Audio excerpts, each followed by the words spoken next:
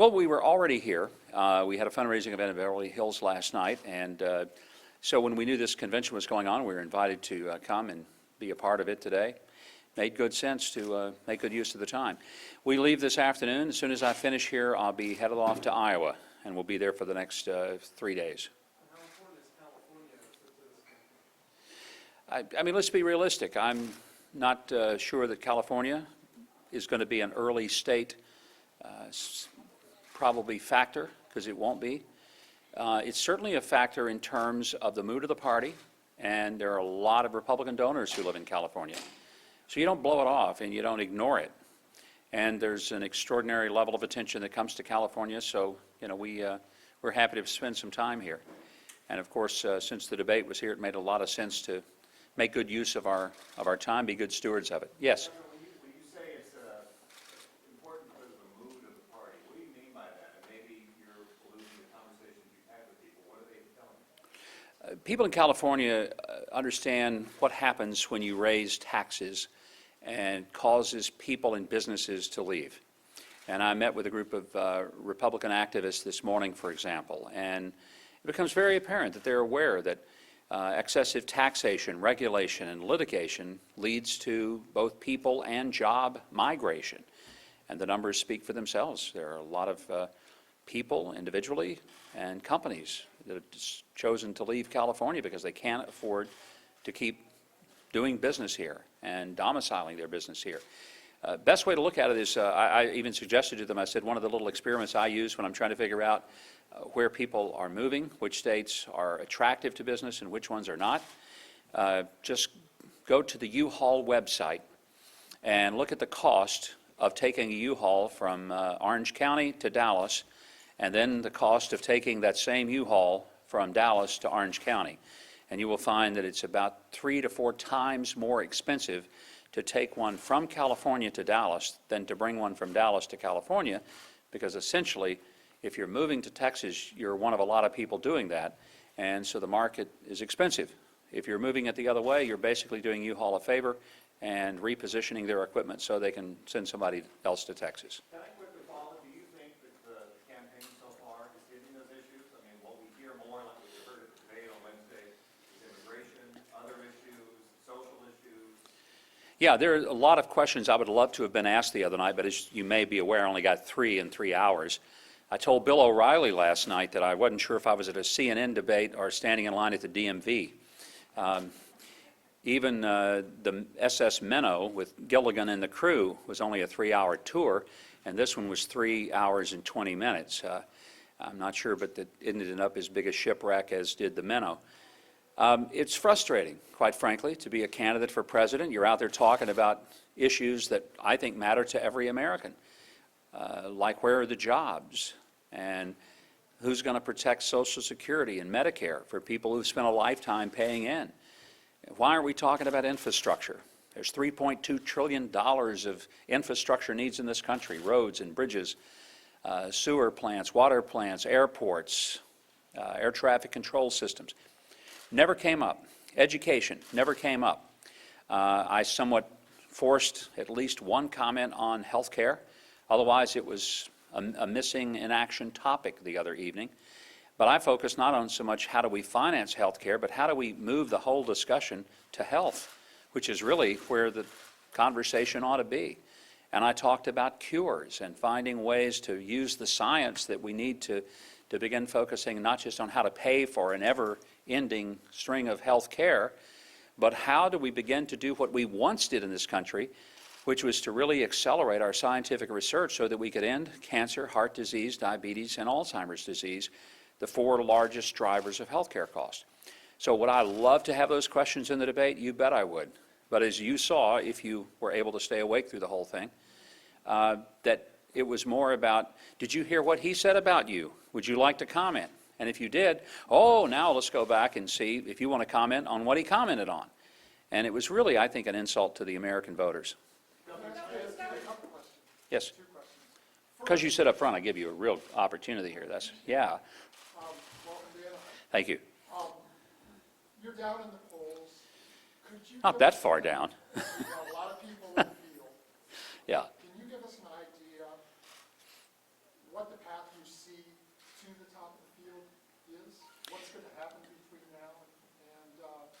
primary goals around California? I don't want to pretend to be a prophet, because so far everybody who has predicted what's going to happen has been wrong.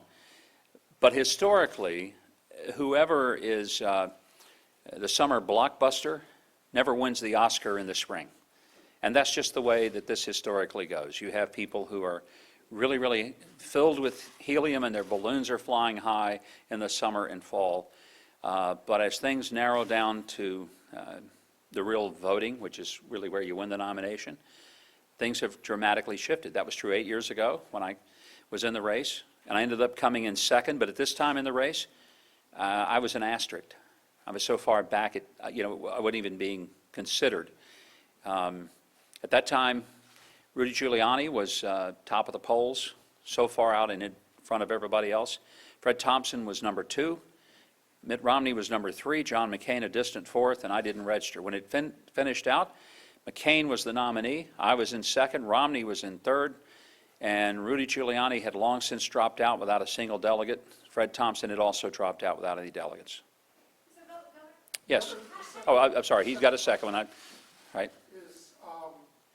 Immigration obviously is a big issue in California as are Latino voters. Mm-hmm. Your position is probably not as popular with Latinos as some other. What position would that be?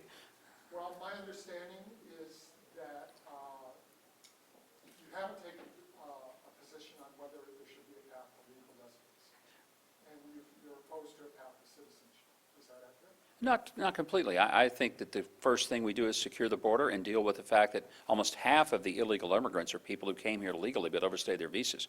Neither of those two are being addressed, and they should be. And before we talk about, now, what do we do with 11 million people who are here, we need to talk about how do we get control of the ones who are still coming.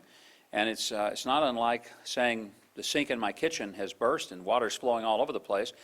That's not the moment you go to Home Depot and look for a new sink. That's when you get the plumber in and you stop the leak. So the first thing you do is you secure the border. What's that? You have no thoughts about what kind of sink? Not while water's pouring all over the floor. Look, I think there's plenty of time to discuss that, but I don't have a fixed position. I don't believe in amnesty. I think that that's sending the wrong signal to the people who worked hard, spent a lot of money and a lot of time doing it the right way. But I'm not sure you're going to round up and deport 11 million people either. Yes? Governor, on the proposed debate, what do you say to the pundits who say that Ben Carson has essentially hijacked your voters? What do you do about him? And if I can ask a follow-up question. Okay. Our Lieutenant Governor Gavin Newsom has gotten in a Twitter war with you and has told you on Twitter to get your facts straight with regard to Kim Davis, that she disobeyed a court order and he did not. Boy, those are two very different topics here. That's like from that side of the room to that side of the room. But let me see what I can do with it. I'm Ben Carson. Okay. Look, at this point, everybody's voters are up for grabs. And I don't know that I have voters that are mine that are, being taken by Ben Carson or anybody else. We're all going to be fighting for the same universe of voters. And I'm more than comfortable in knowing that at this point, what matters is getting well organized in the early states like Iowa, South Carolina, which is what we're doing. I've visited South Carolina more than any of the Republican candidates so far. I've got the most extensive organization and ground game in both of those states. And I've done this before, so the one thing I know is that in order to win, you spend a lot of time, you build an organization, you recruit volunteers, you organize down to the precincts. And so that's our ground game, and that's what we're focused on. As to the little Twitter exchange with Gavin Newsom, I welcome it. But I just pointed out the amazing duplicity of the way things are being looked at by the political left. If Gavin Newsom violates a very clearly expressed law in California and marries a same-sex couple, he is heralded as a hero, and what a great guy to do that. If an elected county clerk, elected under a Kentucky Constitution that clearly spells out what marriage means in that state, if she, because of her conscience, says she can't participate in a new version that the Supreme Court just created out of thin air, she goes to jail. Goes to jail. This isn't just somebody who is, kind of told she ought to do something. It's a pretty serious punishment for someone, and I think it speaks to itself. But as he pointed out on Twitter, he respected the judge's order. He did as the court, he followed the court's order. but he broke the law. And the law he broke was not one that was ambiguous. The one she dealt with, I think, is quite ambiguous, because the question is, can the courts legislate?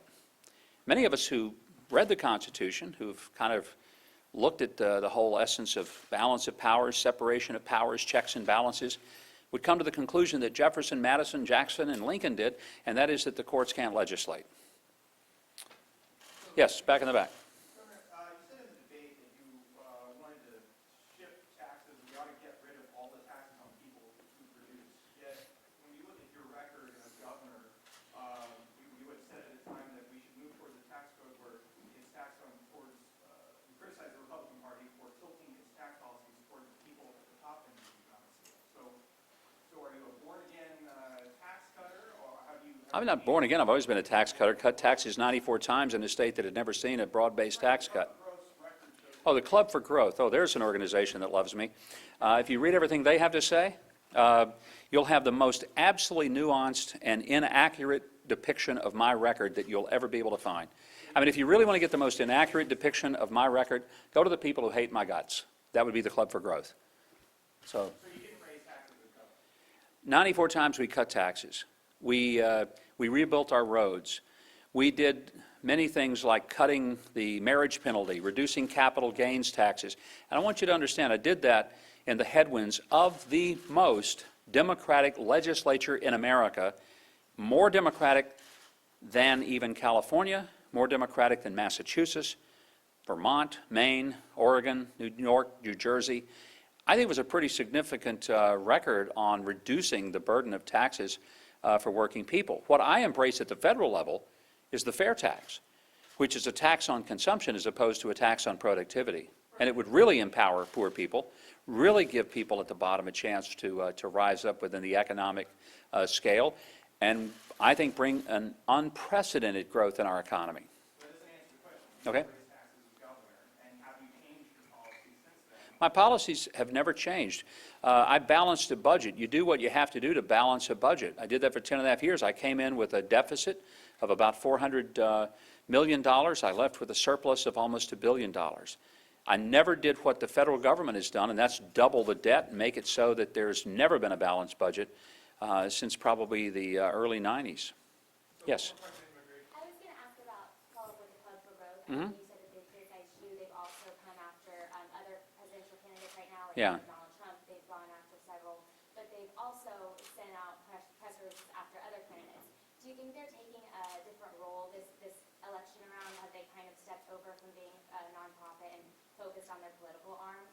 I think they've always focused on their political arm. They're also supporting Alan Grayson in Florida, one of the most liberal Democrats in the country, because they don't like, apparently, the Republican. How do you rationalize that? Anybody that's ever looked at Alan Grayson's record, listened to his rhetoric, and they're giving the guy money, I think they have no credibility. So, I'll let them do their thing. I'll do mine. But they've attacked so many good conservative people who've actually governed, and that's unfortunate. But So, one more question. The California Republican Party, as many Republican groups all over the country, are trying to attract more minority voters. Uh-huh. And the frontrunners for president have a very, very tough tone on immigration, how they're building walls, deporting people, how they're criminals. So what impact does that have on Republican organizations' ability to rebuild that?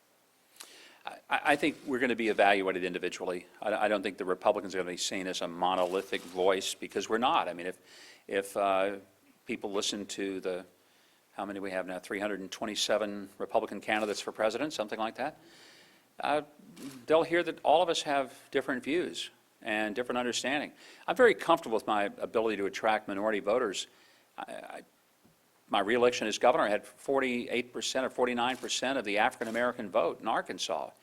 Now, if you can find any Republican in America, white or black, that has ever received 48 or 49% of the African-American vote in his or her state, let me know, but I'm not aware of it, neither is the RNC.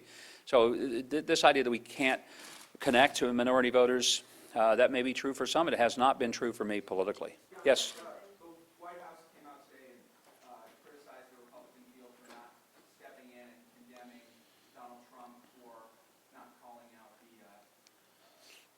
supporter who made the comments about the president. Yeah.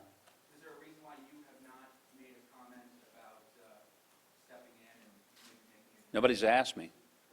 What would you have done? You know, if it had been me, and again, look, I've been at the podium and you're in a rally and sometimes you don't even hear half of what's being said. I don't always hear exactly right because I've got a little bit of a hearing loss because I played rock and roll music way too loud for way too many decades and shot too many shotguns in a duck blind. So, you know, I'm not going to pretend that I hear everything exactly right. If I'd understood what the person said, I would have said, look, there was no evidence whatsoever that Barack Obama is anything other than what he professes to be, which is a Christian. I take him at his word for that. And so let's not attribute a religion to someone who has not embraced it as their own. I don't know what Donald Trump heard. I wouldn't pretend, because sometimes if you're on a stage, what the audience hears is not what you hear if you don't have good monitors, and I don't know what he heard. So I'm not going to defend him, but I'm not going to criticize him because I wasn't there. I'd just tell you what I would do. Last question. Well, let me see if somebody has not had one who would like to have one. Okay. And you're a front seater, too. You get the... I always listen from the class as well as school, so nice to meet you. You mentioned about helping out with the poor population in America. Now, it's very interesting to point out that I think Senator Sessions released a new study that the U.S. has 6 times the number of migrants than all Latin American nations combined. Being that we're so inundated with all this migrant population, and America is built on migration, my parents immigrated as well. But the issue is in that we aren't really creating enough jobs to be able to support this. With that being said, how are we going to support helping the poor class when we're constantly adding to the poor population by not being able to support the migrant population? We keep driving jobs away from America, and a lot of it has to do with our tax policy. We've created the tax policy that punishes both labor and capital.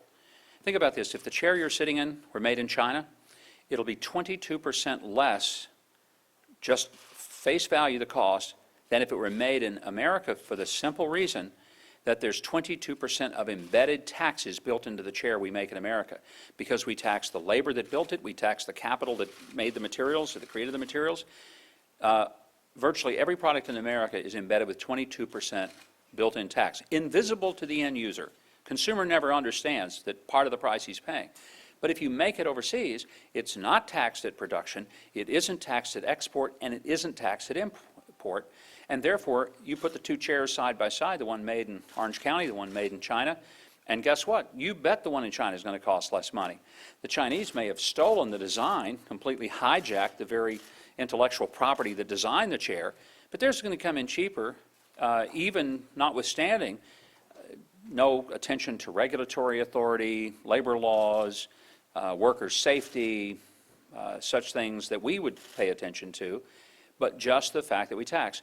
That's why I think that implementing the fair tax, which is a tax on consumption, means that it doesn't matter where the chair was made, you're going to pay the same exact tax on it at the point you buy it. Well, that equalizes it, so maybe some folks in California would be making that chair rather than making it in Shanghai. Exactly. Well, and think about this. We have a record number of people in America who have dropped out of the workforce, at least a record since the late 70s, which means that there are a lot of people who've just given up. And so they'll say the unemployment rate is lower, but it's lower because people aren't even registering to be considered employed or unemployed. And that's pretty serious. The second thing is a lot of people have jobs, but they're jobs that pay far less than the jobs that they had a few years ago. They don't have full-time jobs. They have several part-time jobs. And the combination of the part-time jobs earns them less money, provides them no benefits, and there is no pension whatsoever. For a lot of people who are good people, working, hard-working American people, are struggling just to pay their rent, put groceries on the table, because we've created the kind of economic structure that makes it hard for them to succeed and makes it easier for people to work under the table. One important fact about the illegal immigration aspect, we certainly were built on immigration and people coming here for their hopes and dreams, and all of us are the result of somebody coming. I think it's important to remember this, that if there is no longer an economic incentive for illegal workers, we won't have very many. Right now, if you're illegal, the employer doesn't pay the payroll tax, neither does the employee. There's an economic incentive. If you had the fair tax where you pay at consumption, then everybody gets their full paycheck. Every American gets it. Nobody's having it taken out, so therefore you've now eliminated the economic advantage of illegal workforce, and you've in many ways solved a lot of the problem. Thank you guys very much. I appreciate it.